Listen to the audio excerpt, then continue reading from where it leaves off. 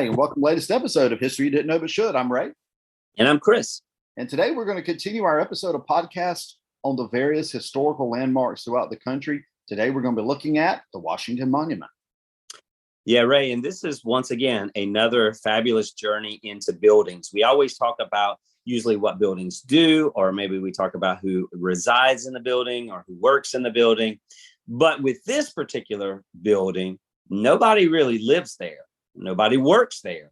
But it is a symbol that is designed to unite people and to bring people together. And it all goes back to, once again, honoring a very important person. And if we remember in previous episodes that we've done on the United States Capitol, as well as the White House, one of the things that we see is that Washington, D.C. Was designed as a place that would be the centerpiece of the United States of America, but also it was a place that would give honor to the legacy of the father of the country, which is George Washington.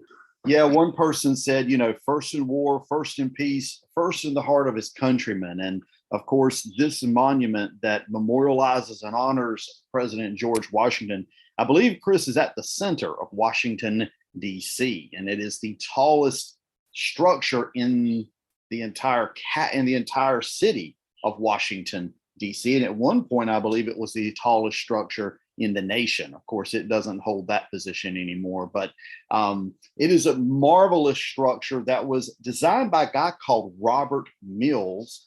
And it's going to go through two different phases, the construction of the Washington Monument will. The first is private construction, where you have a private company and all that's working on the construction. And finally, you get a public phase where I guess you could say the government is working on building the structure, specifically the U.S. Army Corps of Engineers. So the Washington Monument, of course, is meant to look like an Egyptian obelisk.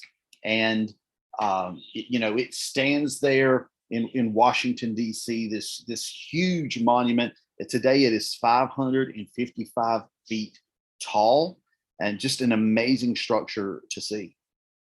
Yeah, but the problem is that just like the Capitol as well as the White House, they solicited bids asking for people to kind of go ahead and find something that would, design that would really speak to what I guess you could say Pierre L'Enfant, who, kind of was designing the geometric layout of Washington, D.C., but also George Washington, that would honor him. And so they took donations or bids, trying to discover that right layout.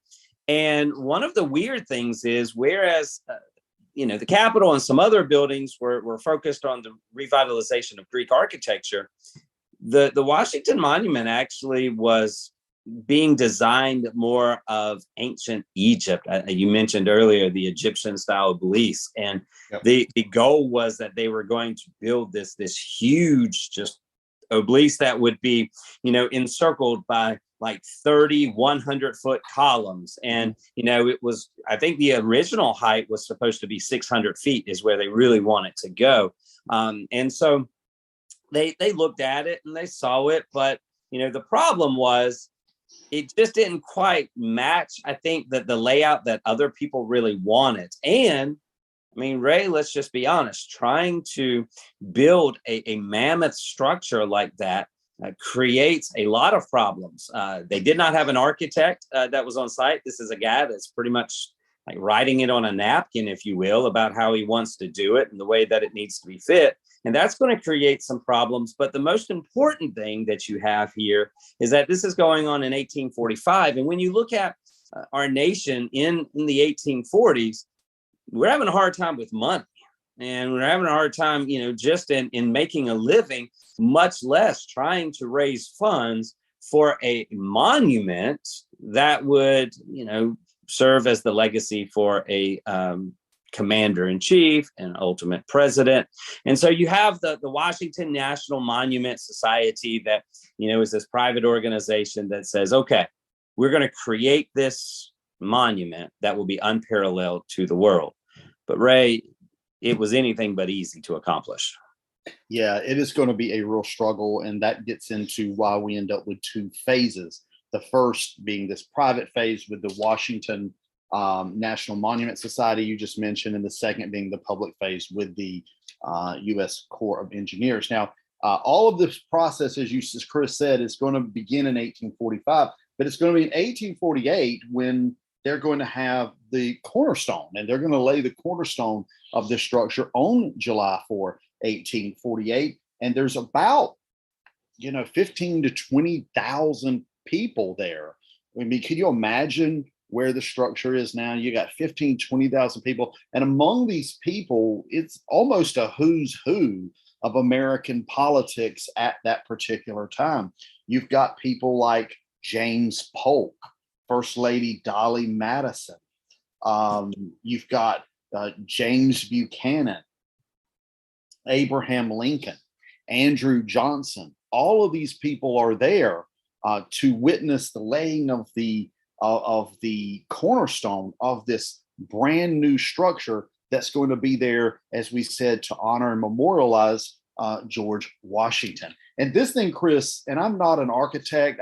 You would not even want me to build your doghouse because it would fall down. But this thing, the amount of work and labor it took as far as the stone that had to be brought in to build this structure is absolutely amazing to me. Yeah, and the fact that we kind of mentioned that going to be a little different type of monument in 1845 during that first initial thing. They were going to build this flat topped obelisk, and they were going to put, I believe, a statue of George Washington in a chariot, and around the obelisk, so you've got Washington, 600 feet in the air, and then around that obelisk, you were going to have those columns, but they were going to be columns of the founding fathers. And I don't know, you kind of revisionist history. If you go back and think about that, how would you have determined who were the 30 founding fathers and bring that in today's context? Imagine the controversy that possibly would have swirled in today's society if the Washington Monument, as originally proposed in the 1840s, would have been found, because, everybody has an opinion as to who the best basketball player is, the best president, the best actor. You start putting the founding fathers, then you start asking, what about the founding mothers? What do you think about this? I mean, that it could have been a huge issue in today's aspect if money had not dried up, and if there would have been a pause on it, because Ray, there is going to be a pause, because what starts to happen is, yes, you have the laying of the cornerstone, and you start reaching that height. I think they had reached 156 feet above ground is how they had gone. But then, I know this is hard to believe, but politics gets into the construction of a monument. And Ray, I mean, aren't you thankful that in today's society, we have two political parties that get along with one another and there's no issues? Well, that's being a little facetious. But Ray, tell us about the introduction of this new group who kind of comes in and threatens to derail the whole project. Let's see, they were called the I don't know party, right? I don't think they knew what they were called. Yeah, they're still trying to figure it out. The Know Nothing Party, which was really a nativist party, anti-immigrant, anti-Roman Catholic type of political party. The Know Nothing Party really gains control of this Washington National Monument Society. And we say it gains control, we don't mean they formally took over. It just means enough members within this private society were parts of the Know Nothing Party. And as a result of that, the people who were elected to the board of this Washington National Monument Society began to do things that really frustrated a lot of people, and donations, because this was a private enterprise initially, begin to dip, and the society actually goes bankrupt within literally like a year, Chris. This Know Nothing group sort of took over in 1853. And by the end of 1854, this organization is in bankruptcy. And now you have this monument, like you said, 156 feet off the ground at this point. And remember, at this point, they're still going to 600 feet in their minds. 156 feet of it are complete, but now it's just going to stand there for some 20 years because work is going to stop and there's going to be another event. That's going to, well, two other events going to happen. Number one, the architect Robert Mills dies in 1855. But number two, another event occurs during this time, and that is the American Civil War. And it will not be until July of 1876 that Congress takes over the project of continuing construction on this national monument. And the U.S. Army Corps of Engineers and Lieutenant Colonel Thomas Lincoln Casey, they're going to be the ones that are going to sort of take over the project at this point. So we move now from the private phase of construction to the public phase of construction with Congress and U.S. Corps of Engineers taking over. Yeah, and I think one final end note to that private phase is that here they are trying to raise money to build this monument, and yet there is money that they do not want. And I think that's pretty interesting as well, because this Know Nothing party solicits funds and basically says, please give to the monument. We want to honor the legacy of George Washington. And it's going to be, I mean, they have this really strong fundraising initiative. And what happens is that a particular individual, the Pope Pius IX, says, oh, let us, the Catholic Church, help these people by sending money that would be able to, help raise, this monument. And so Pope Pius IX actually doesn't send money, but what he does is he donates this huge marble block that was harvested from the ruins of an ancient Roman temple. And he puts it on this ship and he sends it over to America. And it's a donation.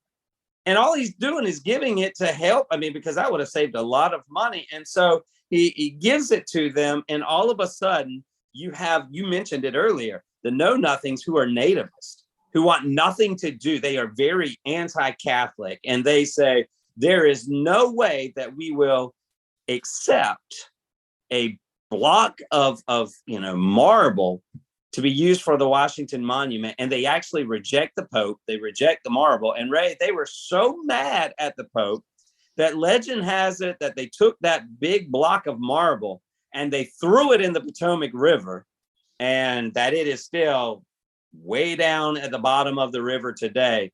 But Ray, that is, you have to ask yourself, what was the real intention? Was it politics, or was it really trying to establish the legacy, of, this guy and doing something good for the country?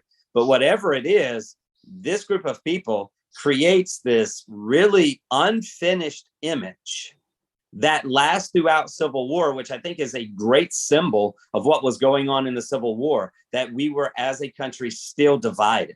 We were still unfinished. We were still imperfect. And you have the Congress that finally says after the war, enough's enough. It's time for us to heal. It's time for us to unite and to restore. And one of the ways that we can do that is to provide a lasting symbol of unity through the Washington Monument. And Ray, as you mentioned, that's when Congress gets in and begins the initiative to finalize this project. And Congress, like we said, takes control in 1876, but things are not exactly going to speed up at this time. And I know, again, another shocker, government doesn't move fast. I know that's surprising to us all, but they don't. And it's really not until 1878. So from 1876 to 1878, so until work really begins. And then, of course, that 156 feet of the monument that has been standing there for 20 years has got to be repaired. The base has to be widened, and they're going to bring in some engineers and determine that 600 feet is really not the best. The best is going to be 555 feet. So they're going to widen the base. They're going to bring the goal of the structure down to 555 feet. But now they have another problem, because prior to the Civil War and the stopping of work on the monument, they had been getting stone from a quarry in Baltimore. Well, 20 years later, guess what? Not available. So they go to another one in Massachusetts. That doesn't exactly work out. And then they go to a different quarry in Baltimore, another one in Baltimore. It's not the same one they had before. The result of this, Chris, is to this very day, the Washington Monument has three different, I guess you could say, colored stones. I mean, they're all that grayish white, but they're three different, distinct, different, I guess what you want to call shades of that color. And it can still be seen today, where you have the top one color, the middle one color, and I guess the bottom another color. So this is going to be a process of building that's going to take many, many years. It's going to take a lot of work, a lot of money. And of course, now we got to figure out how you're going to get from the bottom of this thing all the way to the top, because it is not solid all the way through. And as they built, they did build staircases. But of course, Chris, going from the ground level 555 feet in the air on steps, that's, Chris, that's quite a haul. It's quite a haul. And the other thing that you have to think about is that it is designed to be this lasting legacy in which all people can go into experience the Washington Monument. And if you're just going to create stairs from the floor all the way to the top, a lot of individuals are not going to be able to climb those stairs. They're not going to be able to really enjoy the beauty of the Washington Monument from inside. And so one of the things that they began to do is to establish an elevator that is going to help take people in and out. But here's the thing. So if I ever have the opportunity, I always take stairs. I'm not, I guess, scared of an elevator, but I just like stairs. And you can't take the stairs. Would you like to know why you cannot take the stairs? Why is that? Because they had to shut it down. In 1976, jumping way ahead of our story here, in 1976, they had to close the stairs. And Chris, I think this is very sad as to why they had to close the stairs. People kept breaking off pieces of the stone to keep as souvenirs. And there's something to go with that, because the Washington Monument is an engineering marvel, because the marble blocks are held together by gravity and friction. Mm-hmm. There is no mortar. If you were to go and look at that, there's no mortar there. So when people start chipping away at saying, I want a souvenir, hey, look, to the Washington Monument, I brought this home. That creates an unstable environment for that Washington Monument. And that is extremely scary. And so, they have to close it down. And then when they close it down, right, they begin thinking, okay, what's newer technology? We have newer inventions. We have different ways of doing things. And that kind of leads to, a way of getting up there through the elevator. But, right, wasn't it also true? I think I remember reading somewhere that only men were allowed to go in there and that they didn't allow ladies and kids. Was that accurate? Yeah, and this was before they shut the elevator down. The original elevator was a steam-driven elevator, and they did not allow women and children. The women and children had to take the steps. Okay, only the men could take the elevator. Now, it wasn't a sexist thing, really. I think the reason they did that is because they deemed the elevator unsafe. So it was like, well, if we're going to have an elevator and it is going to be used, well, if we're going to have an accident, let's make sure it's the men that are killed and not the women and children. So women and children had to use the steps and the men had to use the elevator. So it was a very interesting thing, this steam elevator. I'm not exactly sure how it worked, but the elevator would not just simply be used to carry men up and down, tourists, so to speak. It would also be used during the work. And the work would go until 1878, I believe we said. It would go until 1878 until it finished in 1884 when Lieutenant Colonel Casey they worked to bring in this huge capstone, and they put it on top of the building. And that was sort of the completion of the work. And that capstone, which they put on, they also had an aluminum cap that was put on there. Mm-hmm. And I just have found this interesting that it was made by Tiffany's. And if anybody knows anything about Tiffany, they're the ones of the fine crystal, the fine china, very, very well known. Well, this was the largest piece of aluminum that was ever put together. And it's interesting, before it made its way to the Washington Monument, Tiffany's, which is based in New York City, actually had it on display for a couple of weeks. And they brought that aluminum cap in, and they charged people money to be able to not just come in and see it, but Ray, you could pay money to actually jump over that aluminum cap. And it was one of those weird things, where you could take a picture of jumping over the aluminum cap and you could say, I jumped over the top of the world's largest building or largest monument, or the nation's largest monument, or things like that. But, Ray, one final thing with that cap, it is interesting that they put two words on top of that capstone. And those two words, maybe insignificant, unnoticed, because to the visual person, you can't see it, right? It's kind of out of sight and out of mind. But Ray, those words were pretty powerful, weren't they? And there were two Latin words that mean praise be to God. They're on the top of the monument, on the side that is facing east, facing the rising sun, so to speak.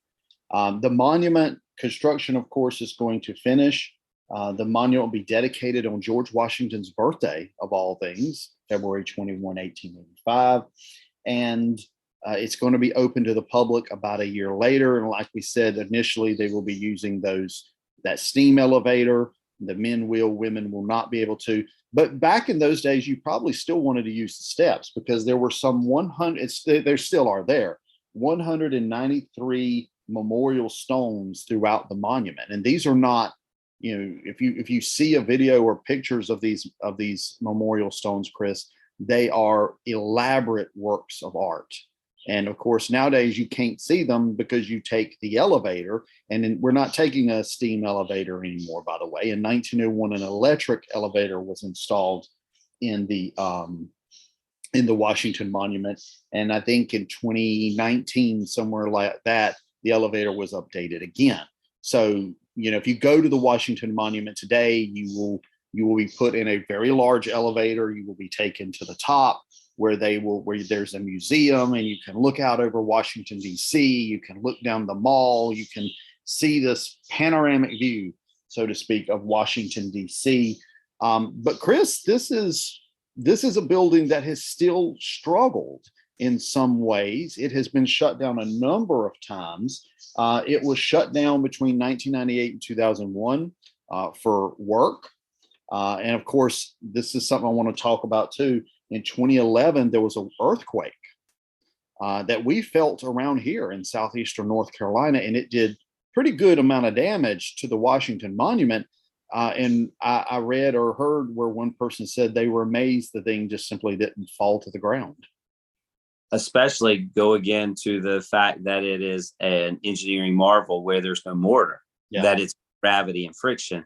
And I know that, you and I talked off air about the extensive damage that was done to the monument. And they've also had to close it because of security concerns and some other things. But I think in my final thoughts about the Washington Monument, there's one thing that I've really been thinking about in listening to you share some of your thoughts this week, and that is the three separate structures of the Washington Monument. There's a lot of symbolism to that maybe we take for granted. We don't really look at that. And, as you mentioned, the Washington Monument designed in two different stages, two different periods. But I think it also shows that this living legacy and and what it really symbolizes. I think at the very beginning, you said first in war, first in peace, and first in the hearts of his countrymen. You know, these three different colors is a reminder that all of us come together from different walks, from different places, from different situations, but every single one of us has the opportunity to make a difference in this country. That this is, you look at the Washington Monument and you look at the Statue of Liberty, which is another monument that we should, also look at as well. But we look at those things and we see that it is justice for all. It is land of liberty for all. It is, a place of hope for all. It is a place for the American dream for all. And that the symbol that is the highest in this nation, this highest monument, that it does speak that it takes all people to truly make a country be successful. And I think that, we need to keep that in mind. But Ray, I think also, isn't there something to be said that nothing in Washington, D.C. can ever go higher than the Washington Monument? I think that's the Capitol. There's law or something like that. That's the Capitol building. So that will always be our lighthouse in Washington, D.C., that every single person has a chance to achieve their dream and to turn their dream into a reality. So I appreciate the Washington Monument. Yes, it was created for the legacy of George Washington, but ultimately it's the legacy for America being unique, but still being united.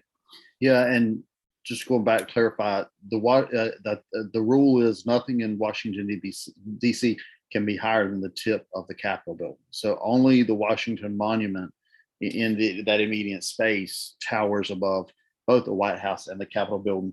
And, Chris, I'd never, in thinking about the Washington Monument and the three different types of stone there, never thought of that as a symbol of e pluribus unum. Never thought about that. It's a very, very good point. And of course, the more interesting thing is it's completely accidental. It wasn't planned that way, but it's a good accident, and it should remind everybody today in this hyper divided nation that we live in this hyper divided culture, that indeed, we all sink or swim together.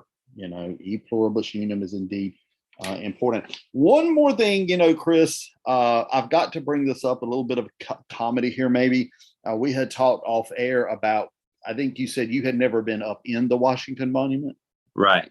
Yeah. And I said I would never go in the Washington Monument, much less go up in it, because, I don't trust it. That just seems a little too unstable for my taste. Because knowing me, I would get in it, then there would be the 5.0 earthquake. The whole thing would come crashing down, and there I would be.